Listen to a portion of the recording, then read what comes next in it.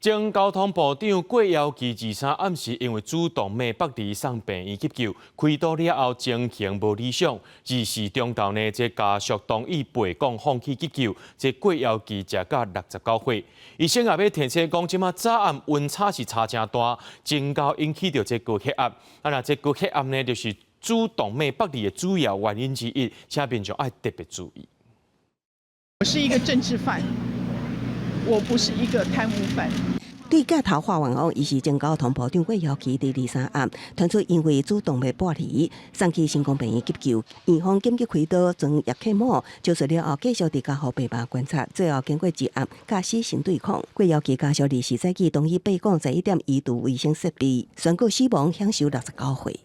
昨天在耳边，大家都跟他讲，我们还有很多的事情没完成。医师认为也没有再存续的可能，所以后来就决定在11点钟左右。 郭耀基伫2006年接任交通部长，也参与算崩空完工通车。说伫今年8月，ETC 过度电子收费政策争议正式落台，下任了后，国家假日南京湖集团贪污官司，方检计受政府2万美金的地比权事件，方以贪污罪判刑8年定案，加做头一位入阁的交通部长。当时我们就觉得，不管他有没有醒来，所有家属跟律师都会愿意继续打这场仗，一定要恢复他的名誉。 郭耀基过去一直坚持讲家己无罪，认为判决无公平。2016年，佮因为调监申请保外就医，高达9年，却因为主动脉剥离过身。卫福部国健署提醒，主动脉剥离通常警告急，而且致死率真悬。根据统计，一半以上的病人伫发生了后48点钟内死亡，甚至伫疾病开始都发生雄死亡。所以一旦有相关症状，一定爱随就医治疗。